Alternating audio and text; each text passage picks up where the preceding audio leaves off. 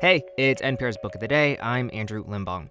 Before today's podcast, we've got a favor to ask you. NPR is doing its annual survey to help us understand our podcast audience, and it'd mean a lot if you could fill it out. It's easy and anonymous, and you can find it at npr.org/podcast survey, all one word.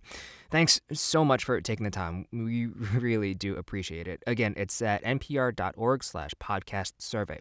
So now onto the show today. Just recently, I watched that movie Election from 1999, and if you haven't seen it, it's an absolute trip to watch now, considering, everything that's gone on. Matthew Broderick plays this sort of hapless teacher at a high school, but it's Reese Witherspoon who steals the movie. She plays Tracy Flick, an ambitious student who has a sexual relationship with one of the teachers.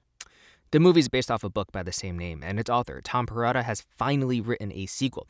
It's called Tracy Flick Can't Win, and he talked to NPR's Sascha Pfiffer about looking back at Tracy's life after all these years.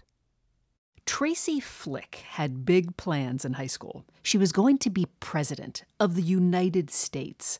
And whether you met her through the movie starring Reese Witherspoon or the book written by Tom Perrotta, both called Election, she seemed like she might actually make it to the White House as she headed off to Georgetown University. But in Perrotta's new novel, Tracy Flick Can't Win, we meet Flick in middle age. She's back in high school working as assistant principal. Tom Perrotta is with us to talk about his latest book. Hi, Tom. Hi, Sasha. Good to talk to you. You too.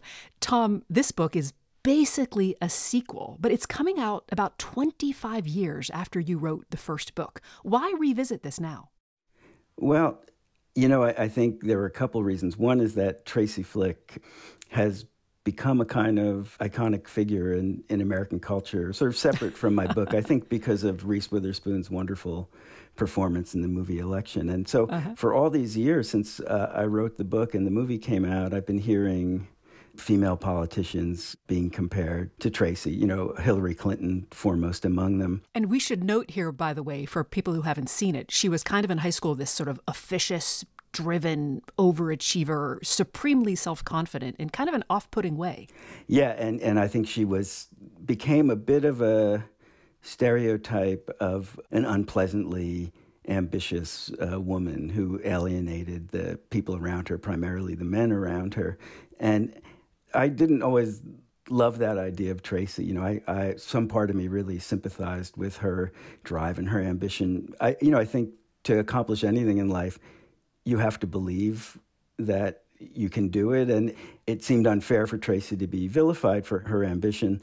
So that was a little part of it. But the main part of it, I think, was the Me Too movement happened. And I was reading a lot of stories about women like Tracy. Tracy had an affair or an illicit relationship or an abusive relationship, depending upon how you want to, what language you want to apply with a high school teacher in Election. Right. This was part of the plot of Election, the book and the movie. It was part of the plot of Election. And she was very adamant in the book and the movie that she was not a victim, that she had some agency, that she made a choice to begin the relationship, she made a choice to end it, and that she was just moving on with her life. 20 years later, she's reading, just like I'm reading, stories in the newspaper about women a lot like her, and some of whom had said, it seemed consensual at the time, but now, I'm wondering if that's the right way to look at it. And she's a high school administrator, and so she would never look at it that way if a teacher she was responsible for had a relationship like that with a student. Yeah. This is I think, slightly more likable version of Tracy probably for a lot of people, although the old Tracy is still there. At one point she talks about, I've never been a big fan of vacations, and she refers to there's no imposter syndrome for me. So she still has that confidence, but she does seem to have more self-awareness as an adult. But this is kind of a sadder version of Tracy, a derailed version of Tracy from her dreams and ambitions. Do you think that's a fair or unfair way to describe her? That is totally fair way to describe her. And I think, there's some middle-aged disappointment that is universal. We rarely achieve our dreams in a clean way, and there's always something that we regret. But I think for Tracy, she had such large dreams for herself. In other words, she's achieved a lot. She has a PhD. She is a successful professional. She's an assistant principal at a high school. She's a mom. She owns her own home. By any standard, she's doing just fine, except for her own standard, which was that she was going to conquer the world, that she was going to become a congresswoman and then a senator and then an attorney general and then possibly president.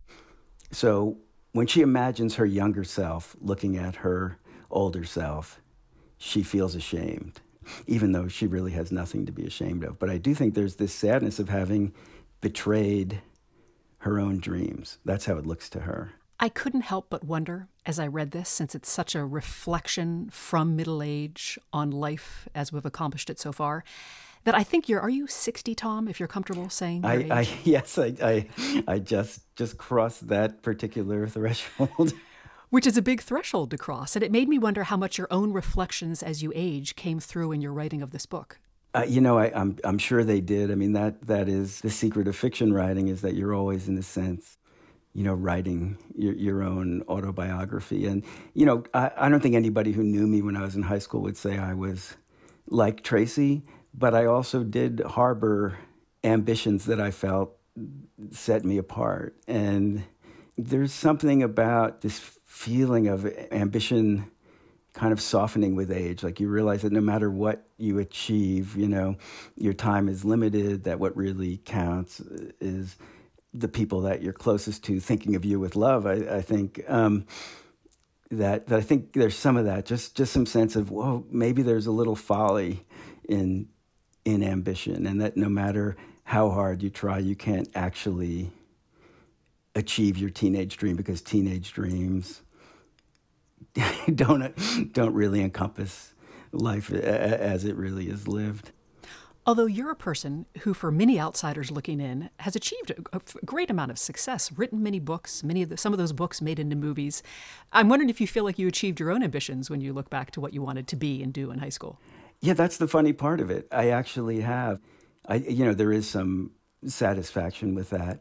I think what is surprising is realizing as you get older that ambition itself is a bit of a pipe dream. It really, what exists is the dream, not the goal. And achieving the goal doesn't somehow satisfy the ambition. There's always something more. It's a bit of a treadmill, I think.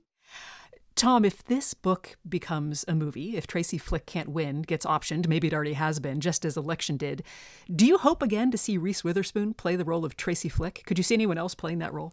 I can't, and when I finished this book, I sent a copy to Reese Witherspoon, and I told her, that when I was writing it, I could hear, her version of Tracy in my head. I couldn't really access the Tracy that I had imagined 25 years ago, but before the movie. Oh, really? Yeah, I couldn't. I don't even remember what it was like. It's happened with other film versions of my work as well. When a really good actor embodies a character, it's hard to remember what the character felt like to you when they were just words on a page. So I was definitely in a kind of a conversation, not only with the novel Election, but with the movie Election, and particularly with Reese Witherspoon's portrayal of Tracy. His latest book is Tracy Flick Can't Win. Tom, thank you. Oh, thanks so much, Sasha. Hey, thanks for listening, and real quick, just a reminder about that survey. It'll really help us understand how listeners like you spend time with the pods. It's at npr.org/podcast survey. Thanks.